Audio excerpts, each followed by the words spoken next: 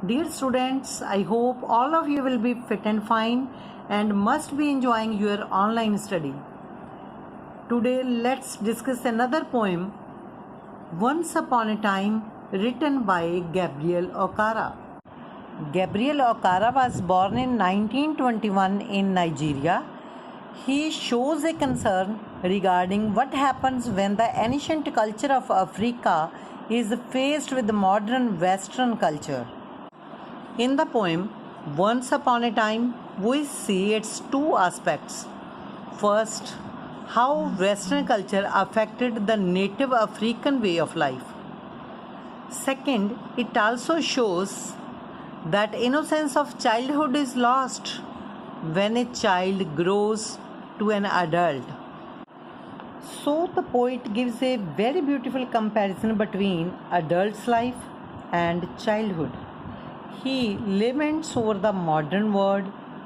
He regrets over the feelings of modern people. So students, ਇਸ poem ਵਿੱਚ ਸਾਨੂੰ ਦੋ ਪਹਿਲੂ ਵੇਖਣ ਨੂੰ ਮਿਲਦੇ ਹੈ। ਪਹਿਲਾ ਪੋਇਟ ਸਾਨੂੰ ਇਹ ਦੱਸਦਾ ਹੈ ਕਿ ਵੈਸਟਰਨ ਕਲਚਰ ਦਾ ਨਾਈਜੀਰੀਆ ਦੇ ਲੋਕਾਂ ਦੇ ਜੀਵਨ 'ਤੇ ਕੀ ਅਸਰ ਹੋਇਆ। ਐਕਚੁਅਲੀ 1885 ਦੇ ਵਿੱਚ ਅੰਗਰੇਜ਼ਾਂ ਨੇ ਨਾਈਜੀਰੀਆ 'ਤੇ ਕੰਟਰੋਲ ਕਰਨਾ ਸ਼ੁਰੂ ਕਰ ਦਿੱਤਾ ਅਤੇ ਹੌਲੀ ਹੌਲੀ ਵੈਸਟਰਨ ਕਲਚਰ ਵੀ ਨਾਈਜੀਰੀਆ ਦੇ ਵਿੱਚ ਆ ਗਿਆ, ਜਿਸ ਨਾਲ ਨਾਈਜੀਰੀਆ ਦੇ ਲੋਕਾਂ ਦਾ ਬਿਹੇਵੀਅਰ, ਉਹਨਾਂ ਦੀਆਂ ਕਲਚਰਲ ਵੈਲਿਊਜ਼ ਅਤੇ ਟਰਡੀਸ਼ਨ ਸਭ ਚੇਂਜ ਹੋ ਗਏ। ਨਾਈਜੀਰੀਆ 1960 ਵਿੱਚ ਇੰਡੀਪੈਂਡੈਂਟ ਤਾਂ ਹੋ ਗਿਆ, ਪਰ ਵੈਸਟਰਨ ਕਲਚਰ ਨਾਈਜੀਰੀਆ 'ਤੇ ਆਪਣੀ ਛਾਪ ਛੱਡ ਗਿਆ। ਅਤੇ ਦੂਸਰਾ ਪੋਇਟ ਨੇ ਸਾਨੂੰ ਇਹ ਦੱਸਿਆ ਕਿ ਜਦੋਂ ਬੱਚਾ ਵੱਡਾ ਹੋ ਜਾਂਦਾ ਹੈ ਤਾਂ ਜਵਾਨੀ ਦੇ ਵਿੱਚ ਉਸ ਦਾ ਭੋਲਾਪਨ ਖਤਮ ਹੋ ਜਾਂਦਾ ਹੈ, ਉਹ ਪਖੰਡੀ ਬਣ ਜਾਂਦਾ ਹੈ, ਅਲੱਗ-ਅਲੱਗ ਤਰ੍ਹਾਂ ਦੇ ਮੁਖੌਟੇ ਲਗਾ ਕੇ ਉਹ ਛਲੀਆ ਬਣ ਜਾਂਦਾ ਹੈ। Let's discuss the poem in detail now. They used to laugh with their hearts and laugh with their eyes, but now they only laugh with their teeth, while their eyes block old eyes search behind my shadow.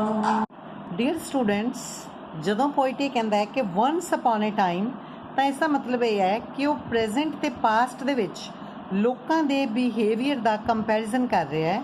Poet ਆਪਣੇ ਬੇਟੇ ਨੂੰ ਕਹਿ ਰਿਹਾ ਹੈ ਕਿ ਪਹਿਲਾਂ ਲੋਕਾਂ ਦੇ ਦਿਲ ਦੇ ਵਿੱਚ ਇੱਕ ਦੂਸਰੇ ਦੇ ਲਈ ਸੱਚੀਆਂ ਭਾਵਨਾਵਾਂ ਸੀ, ਪਰ ਹੁਣ ਲੋਕ ਕੇਵਲ ਦੰਦਾਂ ਦੇ ਨਾਲ ਹੱਸਦੇ ਹੈ, ਸਿਰਫ ਆਰਟੀਫਿਸ਼ਲ ਹਾਸਾ ਹੱਸਦੇ ਹੈ, ਅਤੇ ਉਹਨਾਂ ਦੀਆਂ ਅੱਖਾਂ ਆਈਸ ਬਲੋਕ ਵਰਗੀਆਂ, ਬਰਫ਼ ਦੇ ਬਲੋਕ ਵਰਗੀਆਂ, ਮਤਲਬ ਉਹਨਾਂ ਦੇ ਵਿੱਚ ਕੋਈ ਇਮੋਸ਼ਨ ਨਹੀਂ, ਕੋਈ ਫੀਲਿੰਗਸ ਨਹੀਂ, ਕੋਈ ਹੈਪੀਨੈਸ ਨਹੀਂ, ਅਤੇ ਉਹ ਮੇਰੀ ਸ਼ੈਡੋ ਦੇ ਪਿੱਛੇ ਮੇਰੀਆਂ ਕਮੀਆਂ ਲੱਭਣ ਦੀ ਕੋਸ਼ਿਸ਼ ਕਰਦੇ ਹੈ।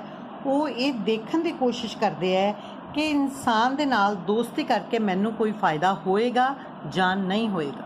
There was a time indeed they used to shake hands with their hearts, but that's gone, son. Now they shake hands without hearts, while their left hands search my empty pockets. Poet ਕਹਿੰਦਾ ਹੈ ਕਿ ਇੱਕ ਸਮਾਂ ਸੀ ਜਦੋਂ ਲੋਕ ਸੱਚੇ ਦਿਲੋਂ ਹੱਥ ਮਿਲਾਇਆ ਕਰਦੇ ਸੀ। ਜਦੋਂ ਹੱਥ ਮਿਲਾਉਂਦੇ ਸੀ ਤਾਂ ਉਹਨਾਂ ਵਿੱਚ ਪਿਆਰ ਦਾ ਨਿੱਘ ਹੋਇਆ ਕਰਦਾ ਸੀ, ਉਹਨਾਂ ਵਿੱਚ ਇਮੋਸ਼ਨਸ ਹੋਇਆ ਕਰਦੇ ਸੀ, ਪਰ ਹੁਣ ਉਹ ਸਮਾਂ ਬੀਤ ਚੁੱਕਿਆ ਹੈ। ਲੋਕ ਹੱਥ ਤਾਂ ਹੁਣ ਵੀ ਮਿਲਾਉਂਦੇ ਹੈ, ਪਰ ਹੁਣ ਹੱਥ ਮਿਲਾਉਣ ਦੇ ਵਿੱਚ ਉਹ ਨਿੱਘ, ਉਹ ਪਿਆਰ, ਉਹ ਗਰਮਜੋਸ਼ੀ ਨਹੀਂ ਹੁੰਦੀ। ਇੱਕ ਪਾਸੇ ਤਾਂ ਉਹ ਹੱਥ ਮਿਲਾ ਰਹੇ ਹੁੰਦੇ ਹੈ ਅਤੇ ਦੂਜੇ ਪਾਸੇ ਉਹ ਇਹ ਦੇਖ ਰਹੇ ਹੁੰਦੇ ਹੈ, ਕੋਈ ਮੌਕਾ ਲੱਭ ਰਹੇ ਹੁੰਦੇ ਹੈ ਕਿ ਉਸ ਬੰਦੇ ਨੂੰ ਧੋਖਾ ਕਿਵੇਂ ਦਿੱਤਾ ਜਾ ਸਕੇ। Feel at home, come again, ਦੇ ਸੇ, and van I come again and feel at home ones twice, ਦੇਰ will be no thrice, for then I find doors shut on me. Poet modern ਮੈਨ ਦੇ ਆਰਟੀਫਿਸ਼ੀਅਲ ਬਿਹੇਵੀਅਰ ਬਾਰੇ ਗੱਲ ਕਰਦਾ ਅਤੇ ਕਹਿੰਦਾ ਕਿ ਇੱਕ ਟਾਈਮ ਸੀ ਜਦੋਂ ਲੋਕ ਕਹਿੰਦੇ ਸੀ ਕਿ ਘਰ ਵਰਗਾ ਹੀ ਫੀਲ ਕਰੋ ਫਿਰ ਆਈਓ। ਲੋਕ ਪਹਿਲਾਂ ਬਹੁਤ ਹੀ ਵਧੀਆ ਮੇਜ਼ਬਾਨ ਹੋਇਆ ਕਰਦੇ ਸੀ, ਅੱਜ ਕੱਲ੍ਹ ਤਾਂ ਕਹਿੰਦਾ ਫੀਲ ਐਟ ਹੋਮ ਸਿਰਫ ਇੱਕ ਦੋ ਵਾਰੀ ਹੁੰਦਾ ਹੈ ਅਤੇ ਤੀਸਰੀ ਵਾਰੀ ਤਾਂ ਘਰ ਦੇ ਦਰਵਾਜ਼ੇ ਹੀ ਬੰਦ ਹੋ ਜਾਂਦੇ ਹੈ। ਲਰਨਡ ਮੈਨੀ things son, I have learned to wear ਮੈਨੀ faces like dresses, home face, office face, street face, host face, cocktail face with all their confirming smiles like a fixed portrait smile। Poet ਇਹ ਵੀ ਕਹਿੰਦਾ ਕਿ ਸਮਾਜ ਦਾ ਹਿੱਸਾ ਬਣਨ ਵਾਸਤੇ ਸਮਾਜ ਦੇ ਬਿਹੇਵੀਅਰ ਨੂੰ ਸਿੱਖਣਾ ਜ਼ਰੂਰੀ ਹੈ। ਇਸ ਲਈ ਕਹਿੰਦਾ ਮੈਂ ਵੀ ਅਲੱਗ-ਅਲੱਗ ਤਰ੍ਹਾਂ ਦੇ ਮੁਖੌਟੇ ਲਾ ਲਏ ਹੈ। ਉਹ ਕਹਿੰਦਾ ਮੇਰੇ ਕੋਲ ਘਰ, ਦਫ਼ਤਰ, ਗਲੀ, ਕਾਕਟੇਲ ਪਾਰਟੀ ਅਤੇ ਹੋਸਟ ਦੇ ਰੂਪ ਦੇ ਵਿੱਚ ਅਲੱਗ-ਅਲੱਗ ਚਿਹਰੇ ਹੈ। ਅਤੇ ਜਦੋਂ ਅਸੀਂ ਇਸ ਤਰ੍ਹਾਂ ਚਿਹਰਾ ਫੀਲ ਕਰਦੇ ਹਾਂ ਤਾਂ ਸਾਡੇ ਚਿਹਰੇ ਦੇ ਅੰਦਰ ਇੱਕ ਫਿਕਸ ਪੋਰਟਰੇਟ ਸਮਾਈਲ ਹੁੰਦੀ ਹੈ। ਪੋਰਟਰੇਟ ਸਮਾਈਲ ਜਦੋਂ ਅਸੀਂ ਫੋਟੋ ਖਿੱਚ ਕੇ ਲਗਾ ਦਈਏ ਤਾਂ ਜਿਹੜੀ ਉਹ ਸਮਾਈਲ ਚੇਂਜ ਨਹੀਂ ਹੁੰਦੀ, ਉਸ ਨੂੰ ਆਪਾਂ ਪੋਰਟਰੇਟ ਸਮਾਈਲ ਕਹਿੰਦੇ। And I have learned to laugh with only my teeth and shake hands without my heart. I have also learned to say goodbye when I mean good riddance, to say glad to meet you without being glad, and to say it has been nice talking to you after being bored। Poet modern man the hypocrisy ਬਾਰੇ ਗੱਲ ਕਰ ਰਿਹਾ ਅਤੇ ਉਹ ਕੀ ਕਹਿੰਦਾ ਹੈ, ਕਹਿੰਦਾ ਮੈਂ ਇਹ ਵੀ ਸਿੱਖ ਲਿਆ ਕਿ ਬਿਨਾਂ ਫੀਲਿੰਗਸ ਤੋਂ ਸ਼ੇਕ ਹੈਂਡ ਕਿਵੇਂ ਕਰੀਦਾ। ਮੈਂ ਗੁੱਡ ਬਾਏ ਕਹਿਣਾ ਵੀ ਸਿੱਖ ਲਿਆ ਜਦੋਂ ਕਿ ਮੇਰਾ ਮਤਲਬ ਹੁੰਦਾ ਹੈ ਕਿ ਗੁੱਡ ਰਿਡੈਂਸ ਹੁੰਦਾ ਪਿੱਛਾ ਛੁੱਟਣਾ। ਜਦੋਂ ਮੈਂ ਕਹਿਣਾ ਤਾਂ ਇਹ ਹੋਵੇ ਮੇਰਾ ਪਿੱਛਾ ਛੁੱਟਿਆ, ਪਰ ਮੈਂ ਉਦੋਂ ਵੀ ਇਹ ਕਹਿਣਾ ਸਿੱਖ ਲਿਆ ਗੁੱਡ ਬਾਏ। ਜਦੋਂ ਮੈਂ ਗੱਲ ਕਰਕੇ ਬੋਰ ਹੋ ਗਿਆ ਹੋਵਾਂ ਤਾਂ ਵੀ ਮੈਂ ਇਹ ਕਹਿਣਾ ਸਿੱਖ ਲਿਆ ਕਿ ਤੁਹਾਡੇ ਨਾਲ ਗੱਲ ਕਰਕੇ ਮੈਨੂੰ ਬਹੁਤ ਖੁਸ਼ੀ ਹੋਈ। But believe me son, I want to be what I use to be van I was like you.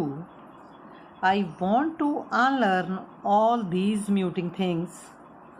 Most of all, I want to relearn how to laugh, for my laugh in the mirror shows only my teeth like a snake's bare fangs। ਪਰ ਵਿਸ਼ਵਾਸ ਕਰੀ ਬੇਟਾ, ਮੈਂ ਉਹੀ ਬਣਨਾ ਚਾਹੁੰਦਾ ਹੈ ਜੋ ਮੈਂ ਉਦੋਂ ਸੀ ਜਦੋਂ ਤੇਰੇ ਜਿੰਨਾ ਸੀ। ਚਾਈਲਡਹੁੱਡ ਨੋਸਟੈਲਜੀਆ ਦੀ ਗੱਲ ਹੋ ਰਹੀ ਹੈ। ਕਹਿੰਦੇ ਹੁੰਦੇ ਨੇ ਕਿ ਬੱਚੇ ਮੰਨਦੇ ਸੱਚੇ। ਮੈਂ ਉਹੀ ਭੋਲਾ ਭਾਲਾ ਅਤੇ ਸ਼ੁੱਧ ਦਿਲ ਵਾਲਾ ਬਣਨਾ ਚਾਹੁੰਦਾ ਅਤੇ ਮੈਂ ਵਾਪਸ ਉਹੀ ਕੁਦਰਤੀ ਹਾਸਾ ਸਿੱਖਣਾ ਚਾਹੁੰਦਾ। ਮੈਂ ਸ਼ੀਸ਼ਾ ਵੇਖ ਕੇ ਹੱਸਦਾ ਨਾ ਤਾਂ ਮੈਨੂੰ ਆਪਣੇ ਦੰਦ ਸੱਪ ਦੇ ਜ਼ਹਿਰੀਲੇ ਦੰਦਾਂ ਵਾਂਗ ਲੱਗਦੇ ਆ। ਸੋ show me son how to laugh, show me how I used to laugh and smile ones upon A time van I was like you. ਉਹ ਚਾਹੁੰਦਾ ਹੈ ਕਿ ਉਸ ਦਾ ਪੁੱਤਰ ਉਸ ਨੂੰ ਬਚਪਨ ਦੀ ਤਰ੍ਹਾਂ ਹੱਸਣਾ ਮੁਸਕਰਾਉਣਾ ਸਿਖਾਵੇ। ਉਹ ਬਚਪਨ ਦੀ ਸਾਦਗੀ ਦੇ ਵਿੱਚ ਲੌਟਣਾ ਚਾਹੁੰਦਾ ਹੈ ਜਦੋਂ ਕਿ ਲੋਕ ਸੱਚੇ ਅਤੇ ਪ੍ਰੇਮ ਭਾਵ ਵਾਲੇ ਸਨ। ਬੇਟਾ ਆਪਾਂ ਨੈਕਸਟ ਵੀਡੀਓ ਦੇ ਵਿੱਚ ਇਸ ਪੋਇਮ ਦੇ ਕੁਐਸਚਨ ਆਨਸਰ ਡਿਸਕਸ ਕਰਾਂਗੇ। ਨਵੀਆਂ ਵੀਡੀਓਜ਼ ਦੀ ਅਪਡੇਟ ਲਈ like, share and subscribe my channel Shreshta Gupta.